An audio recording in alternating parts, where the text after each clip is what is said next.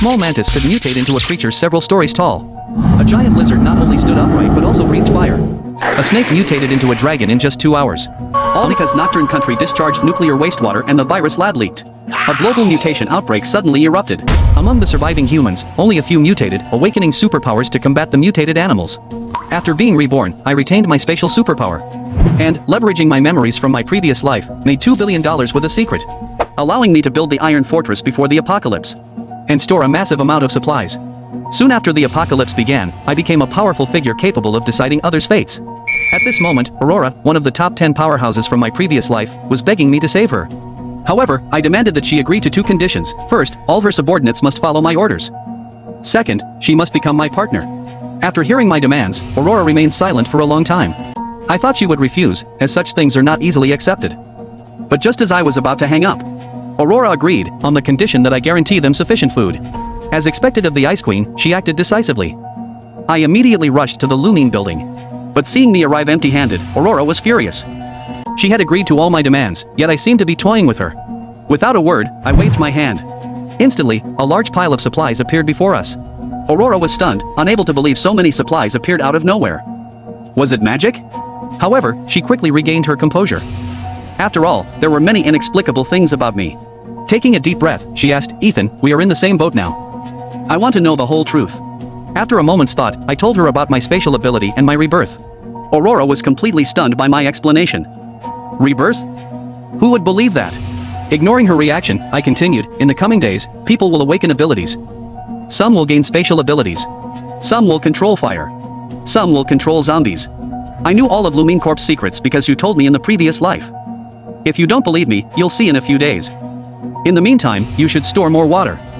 Use the supplies I gave you first, and let me know if you need more." Despite my words, Aurora remained skeptical. After giving some instructions, I prepared to leave. But just as I stood up, Aurora spoke again. "No need to wait a few days. I believe you." After a moment of thought, she decided to believe most of what I said. After all, she had reviewed all my records and knew I was just an ordinary person. Yet, I knew so many secrets about Lumine Corp. These secrets were of the highest national level. Now, it seemed that only rebirth could explain it. She then asked, "Since you're reborn, what will happen to me in the future?" "You will awaken ice powers and become a powerful Ice Queen."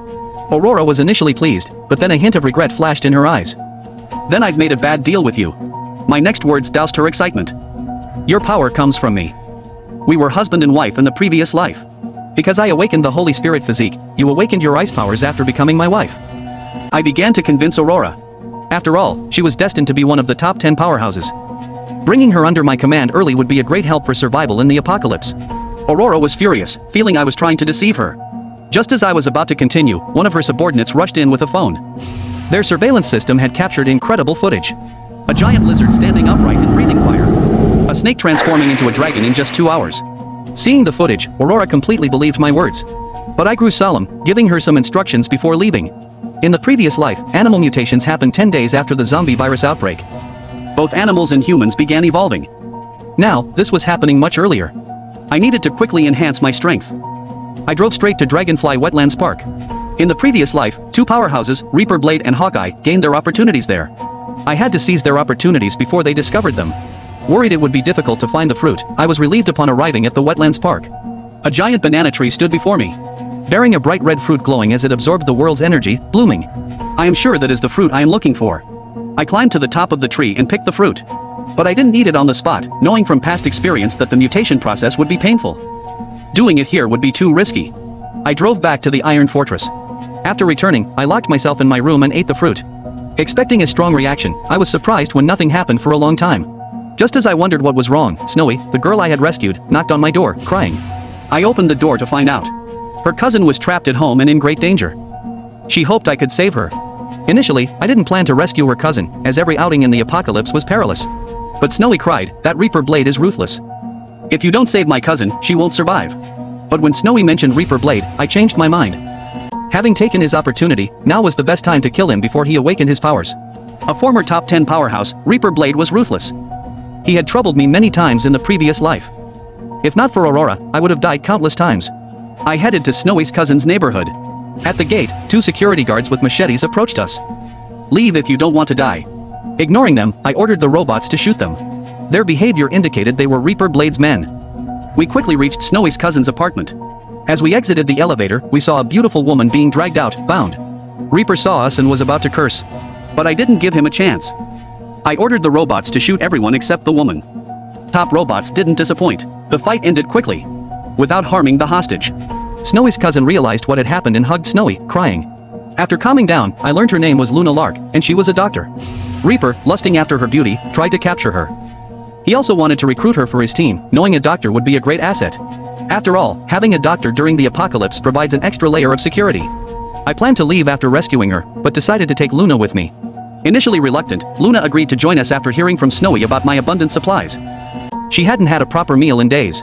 We drove back to the Iron Fortress, but encountered trouble on the way.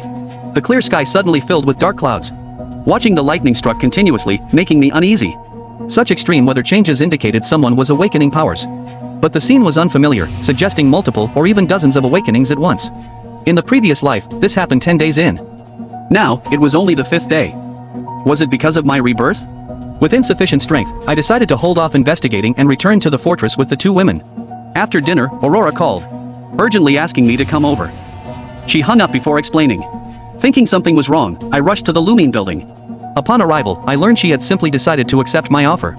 Given all the intelligence and reality supporting my claims, Aurora believed me. She gathered all her subordinates, announcing that I was now the boss of Lumine Corp. The 20-plus soldiers were initially reluctant. But after I promised to provide for them and Aurora agreed to be my partner, they consented. In the current situation, those with supplies had the power. They trusted Aurora, and if she accepted, so would they. Ecstatic about gaining such powerful support, I suddenly felt dizzy and lost consciousness. Waking up in what seemed to be Aurora's bedroom.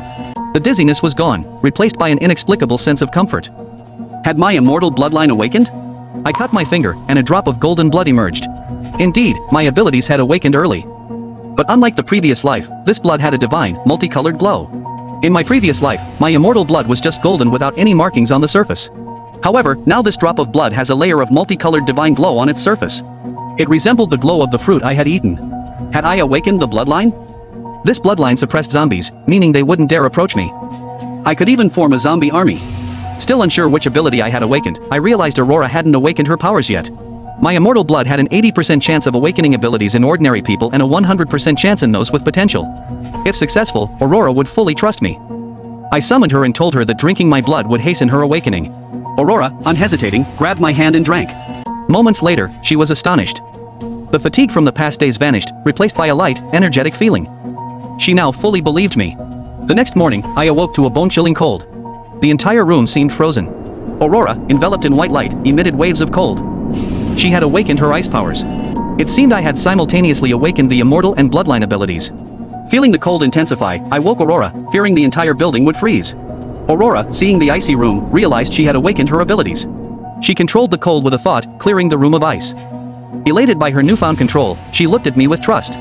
After teaching Aurora how to control her powers, I returned to the fortress, preparing to visit Hawthorne Plaza again. In the previous life, Reaper Blade gained a zombie king there. With my bloodline suppressing zombies, I could recruit this king, greatly enhancing my strength. Leaving the fortress, I unexpectedly received a friend request from Eva Stone, the neighborhood teacher.